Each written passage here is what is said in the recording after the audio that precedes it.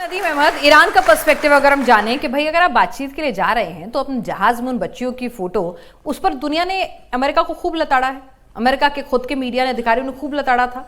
अब भाई अगर आप बातचीत के लिए जा रहे हैं, आप वो जहाज में बच्चियों की फोटो लगा के जाएंगे, उसकी फोटो रिलीज करेंगे, तो आप किस नोट पे बातचीत शुरू कर रहे हैं? आप तो बेसिकली नैरेटिव सेट करने जा रहे थे, आप बातचीत करने थोड़ी जा रहे थे। हाँ, जज्बाती तौर पर वो लोग बहुत ज़्यादा टूटे हुए थे, इसीलिए उन्हें साथ में लेकर गए। लेकिन उनका पाकिस्तान में जाना ही कुछ अटपटा सा लगा मुझे तो।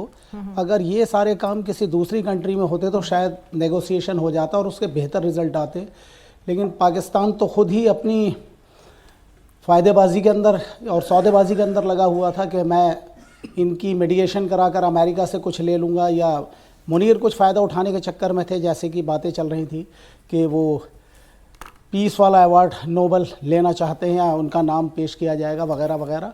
तो अगर ये टॉक बेअसर साबित होती तो मैडम, मैं दिली तौर पर और हर वो आदमी जो इंसानियत में यकीन रखता है उसको दुख है, ये अगर टॉक हो जाती, कामयाब हो जाती है, इस पर कुछ कंडीशन इस तरीके की बन जाती कि जिससे दुनिया को एनर्जी क्राइसिस, आने वाली बेरोज़गारी, महंगाई को शायद नहीं झेलना पड़ता। लेकिन मौतें भी होंगी अब और नुकसान भी होगा और इंसानियत ही मरेगी और इंसान ही मरेंगे, जो कि बहुत गलत है।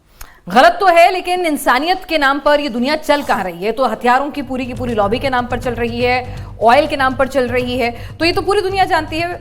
पीके श्रीवास्तव सर, अगर हम आपसे समझने की कोशिश करें, जो आपकी अभी तक का आपका डिफेंस एक्सपीरियंस है, वो क्या कहता है कि ये जंग जो है वो किस ओर जा रही है? लोग बाग ये कह रहे थे कि भाई कहीं ना कहीं अमेरिका के सामने 40 से ज्यादा दिन तक ईरान जैसा मुल्क अगर टिक जाता है तो अपने आप में अमेरिका, अगर बातचीत की टेबल पर आने की बात बार बार अमेरिका कर रहा था, ईरान ने नहीं की थी। ईरान तो एटीट्यूड थ्रो कर रहा था, तो कहीं ना कहीं अमेरिका एक फिक्स में था। तो अब अमेरिका ने जब बातचीत भी विफल हो गई, वो झुका, पूरी दुनिया ने देखा कि भाई अमेरिका झुक रहा है, एग्जिट प्लान तलाश रहा है, तो अब जिस ट्रंप की ईगो हर्ट है, जिस अमेरिका का एग्जिट प्लान फेल हो गया है, तो वो पूरी ताकत के साथ आएगा या फिर अभी और बातचीत का रास्ता निकालेगा? पिनाश, देखिए, अमेरिका की ये वॉर ऑफ चॉइस थी। ईरान ने शुरू नहीं किया था और बातचीत चल रही थी। तो 2 बार ये बातचीत हो चुकी थी। जेसीपीओ का भी जो हुआ था उसको ट्रंप ने ही फाड़ के फेंका था। तो इन सब के संदर्भ में आप देखिए तो ट्रस्ट की गुंजाइश तो है नहीं। और अमेरिका और जो ईरान के बीच में, जिसमें इजराइल भी शामिल है, जो युद्ध हो रहा था, वो एसिमेट्रिक वॉरफेयर होता है। तो एसिमेट्रिक वॉरफेयर में होता क्या है कि अगर आपसे जो बहुत कमजोर है, अगर आप उसको हरा नहीं पाते हैं, एब्सोल्यूट सरेंडर नहीं होता है या उसकी रेजिम चेंज नहीं होती है, तो आप जीते नहीं। तो ईरान हारा नहीं और अमेरिका जीता नहीं, उसका नुकसान बहुत हुआ। 20,000 टारगेट्स को अटैक किया। अगर आप बमबारी का हाल देखें तो उनके यहाँ 600 स्कूल ध्वस्त कर दिए गए, कैंसर सेंटर को ध्वस्त कर दिया, फार्मास्यूटिकल इंडस्ट्री को ध्वस्त कर दिया, वहां बर्बादी बहुत हुई है। लेकिन ईरान इस बीटिंग को ले सका क्योंकि एंड ऑफ सिविलाइजेशन वो नहीं चाहता था, वो खड़ा रहा।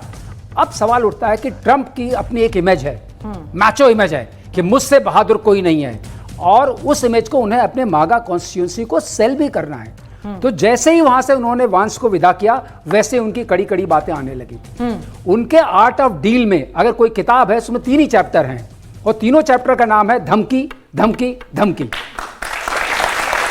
वो सिर्फ धमकियों से काम करते हैं। धमकी के साथ साथ हम कहते हैं 2 पहलू होते हैं, डिफेंस, आप कहीं किसी को मारते भी हैं, और डिप्लोमेसी। जब डिफेंस एंड डिप्लोमेसी का सामंजस्य नहीं होगा तो पीस हो नहीं सकती। और ये डिजाइन थी पिनाज to fail because it was just for the optics. इन्होंने लड़ाई शुरू की थी तो विश्व को यह बताना चाहते थे कि जो तेल बंद हुआ है, जो आर्थिक सेंटर आया है, जो सेंटर ऑफ ग्रेविटी तेल का है, जिसको हमने बिल्कुल बर्बाद कर दिया, जो पहले खुला हुआ था, और आज मुद्दे पर बात क्या हो रही है, हम इसको खोलेंगे। अरे बंद तो आप ही नहीं करा है ना, ये तो खुला हुआ था। तो खुली हुई चीज को पहले बंद किया, चाबी अपने हाथ में रखी, फिर बोला अब हम इसको खुलाएंगे, हमारा यही मुद्दा है।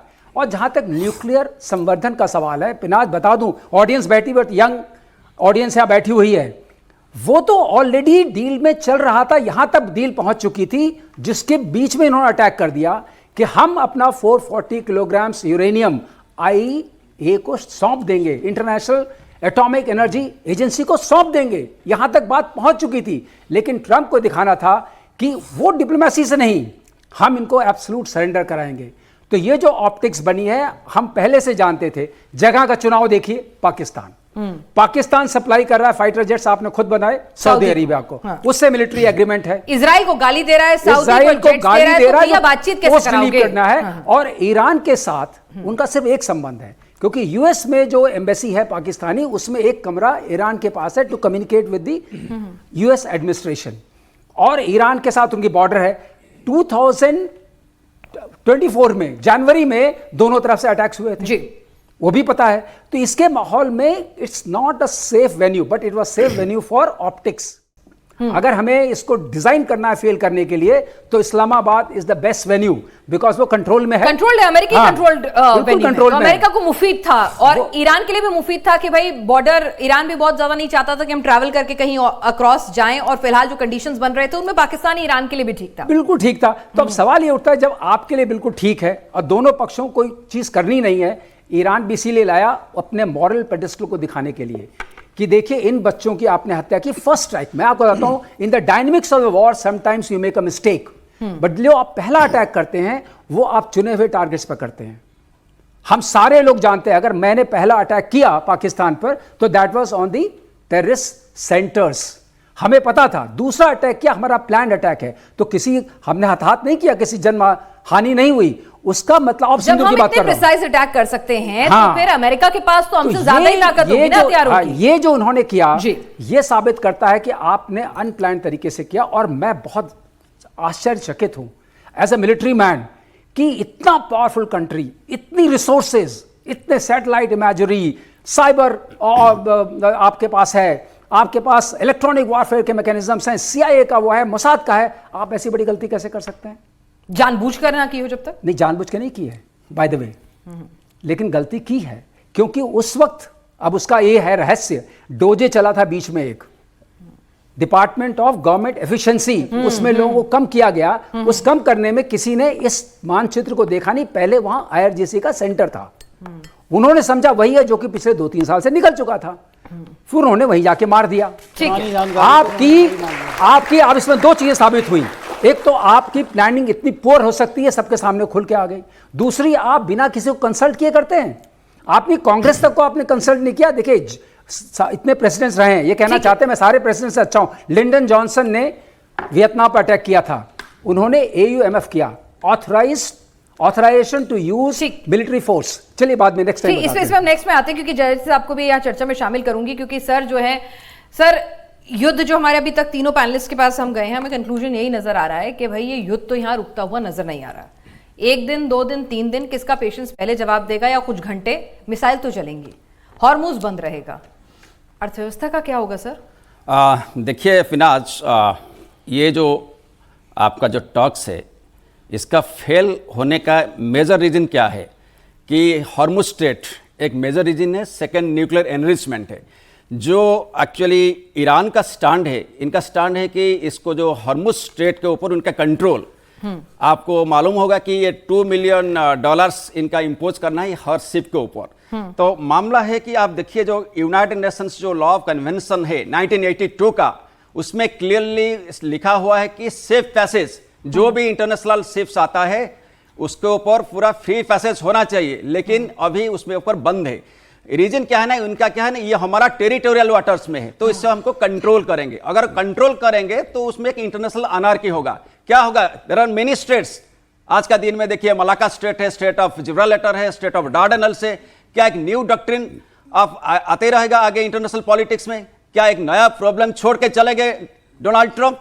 तो ये सवाल है। इसके बाद में देखिए जो एनर्जी क्राइसिस हो रहा है, क्योंकि आप देखिए 20% ऑफ ऑयल, 20% ऑफ गैस जो ग्लोबल रिजर्व से वही रास्ते में पास होता है, लेकिन ये 20% ऐसे मत सोचिए, ये 80% ऑफ एशिया का 80% जो ऑयल, 80% गैस वही से आयात होता है। अगर ये नहीं आयात हो पाएगा प्रॉपर्ली तो इसके ऊपर इकोनॉमिक इंपैक्ट होगा। कैसे होगा? आप देखिए पहले पेट्रोकेमिकल इंडस्ट्री, इसके बाद आपका जो है फर्टिलाइजर से वही से आयात होता है 35%। आप देखिए एग्रीकल्चरल सप्लाई चेन टूट सकता है, इसके बाद फार्मास्यूटिकल सप्लाई चेन टूट सकता है, इसके बाद आपका देखिए हीलियम वही से आता है, आपका जो सेमीकंडक्टर सप्लाई चेन भी टूट सकता है, इसके बाद आपका देखिए कॉटन एंड फार्मास्यूटिकल इंडस्ट्री हो गया, टूरिज्म हो गया, ये सारे सेक्टर्स के ऊपर इंपैक्ट होगा। और सारे सेक्टर्स के ऊपर इंपैक्ट होता है तो आपका क्या आगे होगा, इकोनॉमिक क्राइसिस होने वाला है। अगर इकोनॉमिक क्राइसिस होगा, आपका रिसेशन हो सकता है और ग्लोबल इकोनॉमिक क्राइसिस हो सकता है।